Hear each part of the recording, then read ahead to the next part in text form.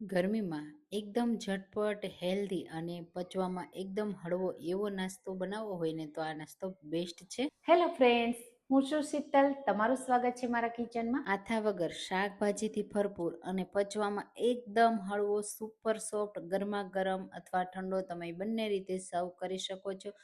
બાળકોના લંચ બોક્સમાં, સવારના નાસ્તામાં કે સાંજ માટે તમે આ ઈડલી બનાવી અને એકવાર સર્વ કરશો ને તો જો ચોખાની ઈડલી છે ને એ પણ ભાવતી બંધ થઈ જશે. એટલી ટેસ્ટી બને છે અને ખૂબ જ હેલ્ધી બને છે. તો ગરમીઓમાં આવો હેલ્ધી જરૂરથી નાસ્તો ટ્રાય કરજો.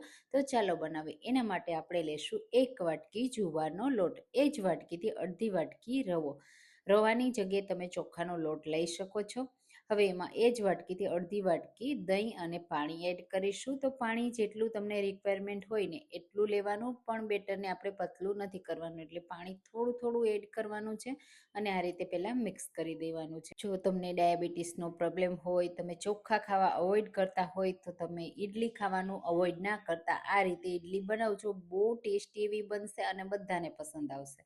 તો તમે ચોખાના લોટના બદલે આવી જુવારની ઈડલી ક્યારેય ટ્રાય કરી છે કે નહીં, મને કમેન્ટમાં ચોક્કસથી કહેજો. અને હા, તમે મારી રેસીપી કઈ સિટીમાંથી જુઓ છો ને એ મને જરૂરથી કહેજો, મને ખૂબ ગમશે. આ રીતે મિક્સ કરી દેશું. તમે જુઓ, બેટર અહીંયા થીક જ રાખવાનું છે, રવો હજુ ફૂલશે અને લોટ પણ પાણી બધું એબ્ઝોર્બ કરી લેશે, એટલે ખાસ ધ્યાન રાખવાનું, બહુ બેટરને પતલું નહીં કરવાનું. અને બેટર થીક હશે ને તો ઈડલીને કૂક થતાં પણ વાર નહીં લાગે.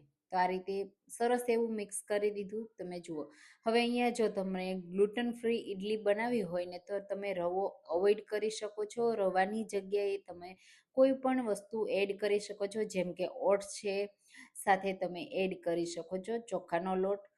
પણ જો ચોખાનો લોટ પણ ન ખાવો હોય ને તો તમે ઓટ્સ સાથે બનાવજો, બહુ ટેસ્ટી એવી બનશે. પૌવા સાથે પણ બનાવો ને તો પણ ટેસ્ટી એવી બનશે.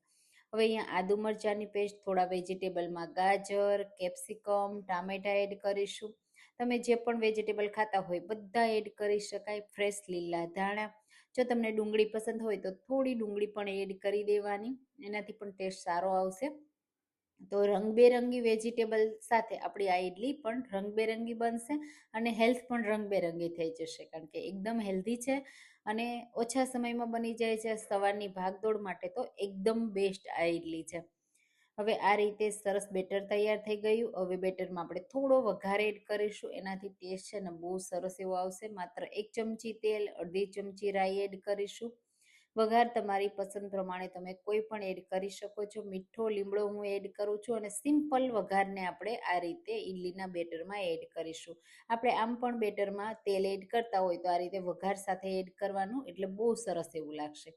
સ્વાદ પ્રમાણે મેં મીઠું એડ કર્યું છે અને હવે મિક્સ કરી દેશું. તમે જુઓ, અહીંયા હું મિક્સ કરું છું તો કેટલું થીક બેટર છે, બસ આ રીતનું થીક બેટર રાખવાનું છે, એટલે ઈડલી છે ને પરફેક્ટ બનશે, જાળીદાર બનશે અને કૂક થતાં પણ વાર નહીં લાગે.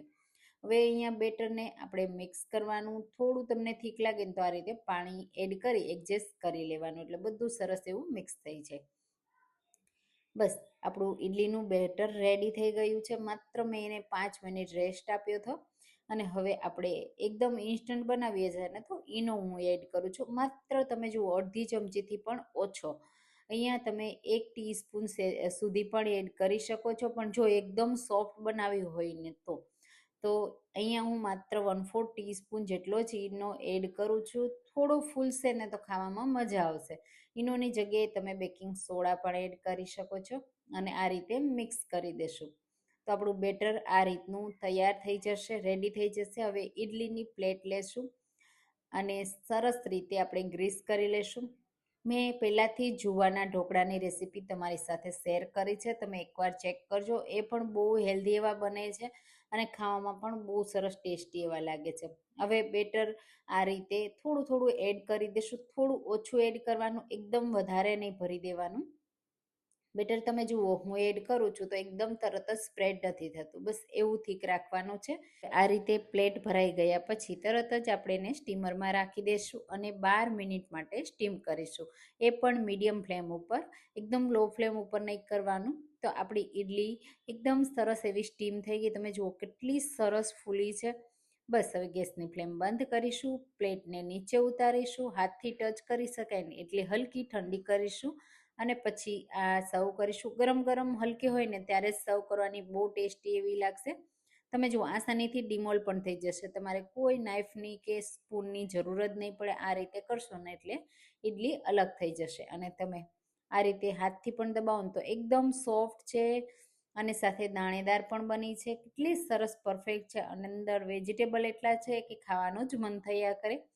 અને સવારના નાસ્તામાં ગરમા ગરમ તમે ખાઓ ને ચટણી સાથે, સાંભાર સાથે સર્વ કરી શકો. સાંજ માટે પણ બનાવી શકો છો. બાળકોના લંચ બોક્સ માટે પણ બેસ્ટ છે.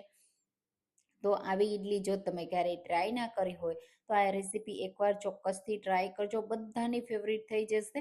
અને આ રેસીપી કેવી લાગી એ પણ મને કમેન્ટમાં ચોક્કસથી કહેજો. જો રેસીપી ગમી હોય ને તો લાઈક કરવાનું બિલકુલ ભૂલતા નહીં. અને મારી ચેનલને પણ સબસ્ક્રાઈબ કરજો જેથી તમને આવી નવી નવી રેસીપીઓ દરરોજ મળતી રહે. અહીંયા તમે જુઓ છે ને એકદમ સોફ્ટ ફ્લફી શાકભાજીથી ભરપૂર હેલ્ધી ઇડલી. તો મેં એને તો સાંભાર અને ચટણી સાથે સાંજ માટે બનાવી હતી અને સર્વ કરી. બધાની ફેવરિટ થઈ ગઈ. તો તમે પણ આ રેસીપી ટ્રાય કરજો. ચાલો ફરી મળીશું એક નવી રેસીપી સાથે. Thank you for watching.